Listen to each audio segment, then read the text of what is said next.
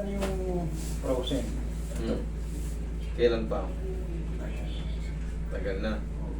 Hanggang dito lang.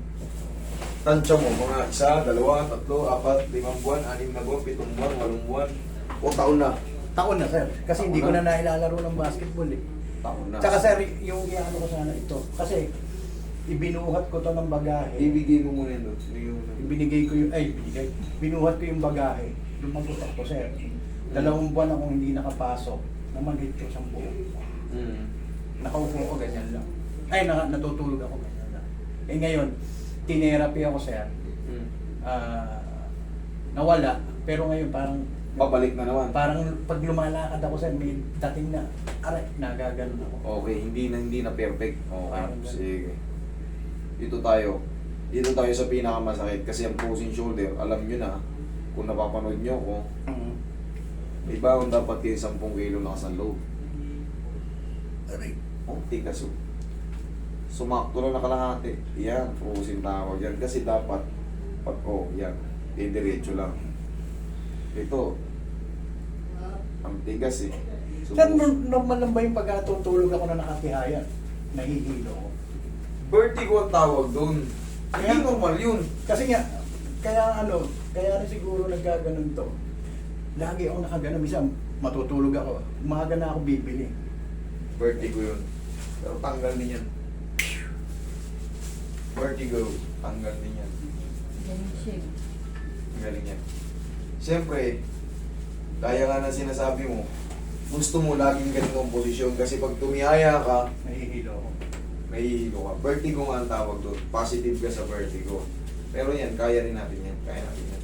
Yung frozen lang, medyo hindi pa kagad mapiperfect mahangat yan. Pero yung sakit, di ba masakit siya? Napakasakit. Tanggalin natin yung sakit. May matitira dyan pero hindi na talagang totaling sobrang sakit. Tapos yun nga, mauuna yung vertigo ngayon, may ano na kagad dyan eh. Konting hilo na lang. Konting na lang. Pero pag sinubukan mo ulit, wala na halos. Unti-unti nakakala. Yan, unahin natin yung ano muna yan. Vertigo na. Kasama rin yan, kasama sa magiging ano yan. Masusolusyonan. Buti sinabi mo. Okay, relax na. Makakahiga ka na ng patihayan yan.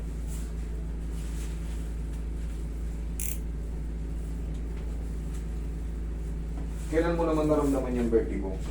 Matagal na. Mas matagal pa yan sa... Mas matagal pa yung vertigo na yun. Pero, ganito, pag na-treatment kayo ng vertigo, kumbaga natanggal ko yung vertigo nyo, kailangan magbawas muna kayo ng puyat.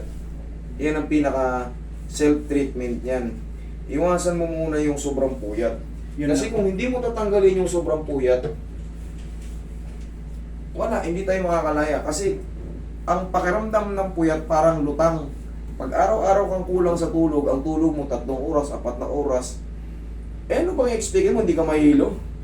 Ano bang i-explain mo? Kaya lang, sir, kasama sa trabaho ko. Yan ang mahirap sa atin. Ang problema natin, pag may vertigo tayo, siyempre kailangan nagpa-treatment tayo, kahit pa paano susundin natin yung magiging kasunod para hindi na bumalik. Kasi useless din yan kung talagang araw-araw ka rin puyat, 3 buwan kang puyat, isang buwan kang puyat, anong expect natin? Maganda yung pakaramdam natin? O, di ba? Pagka minsan, yung puyat tayo, yung natulog tayo, mga 2 oras lang, ang pakaramdam natin, parang lutang tayo. Parang gumigiwang. Ganun ang pakiramdam ng puyat eh. Pakiramdam ko sa pagka nakatayaya ako, oras nahilo ko, parang ako nilalaglag sa kama. Oo, ganun ang vertigo. Pero syempre nga, kunyari, kaya ko to eh, alam ko na to, matitreat ko. Sabihin na natin, granting na na-treat ko. Ang payo ko nga sa'yo, bawasan mo muna yung sobrang pagpupuyat. Gaano ka ba magpuyat? Anong tulog mo ba? Maabot ka ba ng alas 2? Ang pasok ko naman, sir, every other day. Kaya lang kung minsan inaabot.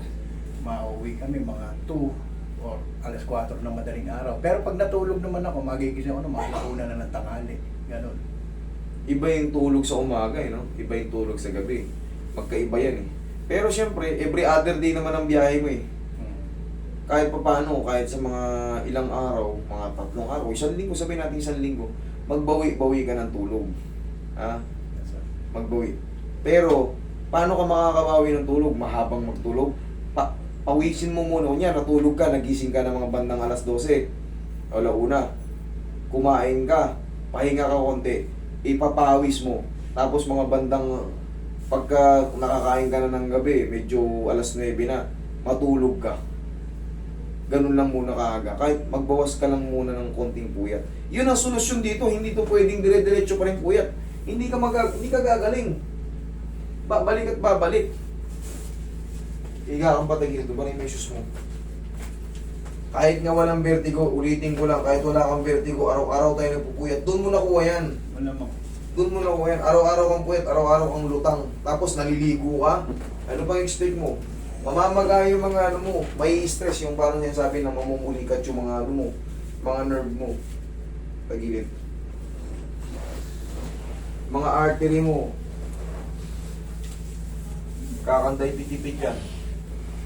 Relax lang. Okay, kabilang side.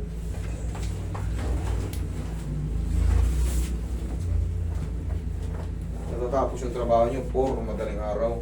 Kaya ano pang ano nun? Iba na yung tulog sa umaga, tanghali ka ng mga ano talaga nun. Pata. Dapat.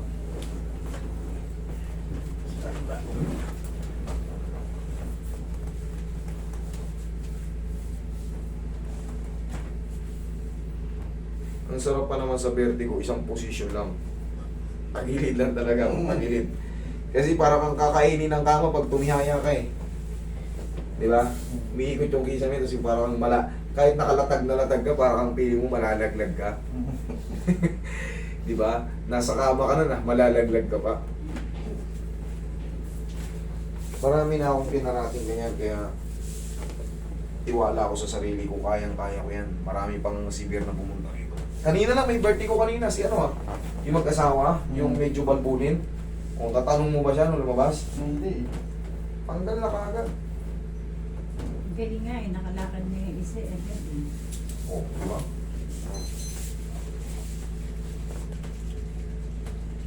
Sino ron? Tawagan mo muna si Jess dyan kung may lakad. 1 oras lang naman daw yun eh. May oil na rin doon. Kamo papa-change oil. Nakausap mo na kami may-ari.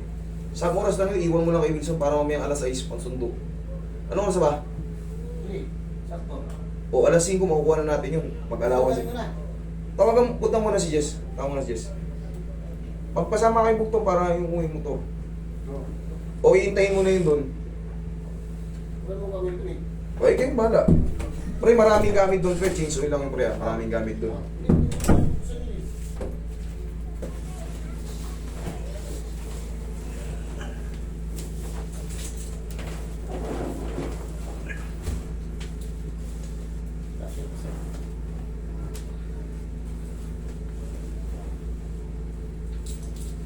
Ito ang patanggal ng vertigo. Sige, lagay sa dibdib yung kamay.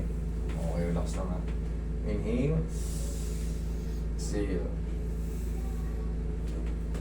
Tsaka magkakakain ka sir ng ano, isa sa mga pampanlaban sa puyat. Magkakain ka ng gulay, ang palaya, mga atay-atay. Sige sir, sabihin niyo lahat. Yan yung pampanlaban sa puyat kasi natutulog si sir. 2, 4, diba? Siyempre, ano na lang yung tulog mo pag ganun ka natulog. Yun nga, panlaban din kahit pa paano magkakain ka ng gulay. Kasi bata ka pa, paano pag nag-60 ka na, mas matindi po mararamdaman mo. Kaya hanggat pa, kahit pa paano, labanan mo na. Nataon na nun. Di ba na ako? O kaya nga, darating ang panahon pag nag-senior citizen tayo, mas weak tayo. Mas mahina ang immune system natin, mas mabilis tayong tamaan ng ano. Kaya nga, simulan na natin magkakakain kayo ng gulay. Okay? Upo. Makain ka ba ng ano? Ng palaya daw, ng palaya? Minsan. Yan, matuto ka ng umahin yan. Yung mga atay-atay. Atay ng manok. Ang bawi. Yun pa naman na ayoko. Mapait. Yeah, kaya ang sagot mo, minsan. Parang talagang ayaw na ayaw yung mapait eh. Pero, kahit anong gulay na lang. Yung mga green leaves, spinach, Polio. olyo. Kailangan mo yun. Ikaw rin, bala ka. Ikaw naman ang nakakaramdam ng hindi magandang pakaramdam eh. Di ba? Ikaw naman nakakaramdam na hindi magandang pakaramdam.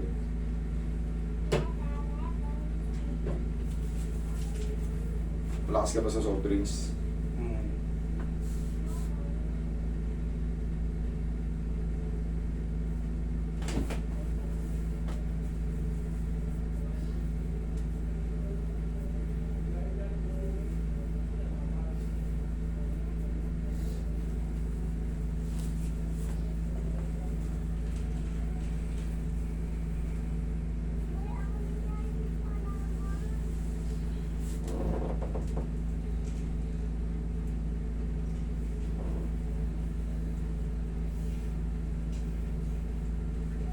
Tapos pahihigayin kita ulit, obserbahan mo ha.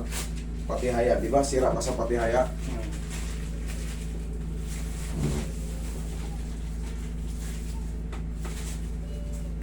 Wait lang.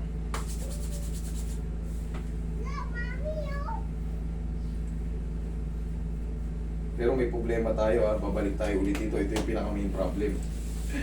Balikan natin to. Kung lalabanan na. Ilabalan mo lang. Yan, thank you. Yan. Kanina ayaw talaga kalahati lang to eh. Pero sana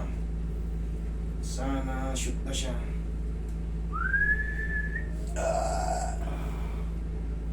Kanina ganyan lang, masakit na eh. Pero ngayon oh, halos abot na. Pero magkaganon pa man, i-stretch mo lang to yung mga kasunod na mga araw, mas maluwag na mas maluwag to. Pwede mo nang ano yan eh, biglain. Oh. Okay, tapos stretch. Kaya pa? Kaya pa. Kaya pa? Kaya pa. Kaya pa? Kaya pa. Kaya pa? Kaya pa. Yan. Kaya pa. Yan. Kaya pa. Yan. Kaya pa. Yan. Kaya pa. Yan. Sige pa. Yan. Sige pa. Yan. Sige pa. Yan. Kaya pa. 1, 2, 3. Sagad na. Kung pag nainat mo ng mga ilang stretch ka lang yan, siyempre maiinat mo na rin pag ganun yan. Okay. Nagaganon yan ha. Siyempre luluwag na yung mga stiff muscle. Ngayon, pwede mo nang ingat yan. 1, 2, 3. Tulungan mo na yung isang kamay mo. Hindi, tulungan mo na yung isang kamay mo. Ganun. Yeah. Yan. Ito mo. Ito mo. 1, 2, 3. Konti na lang yan, no? Okay, tapos ganito. Sige, ganito. Round. Yan, oh, wala nang pain yan. Oh, bigla kang patihaya. Tignan mo kung may hilo ka dyan. Di ba sira kang ano? Sige.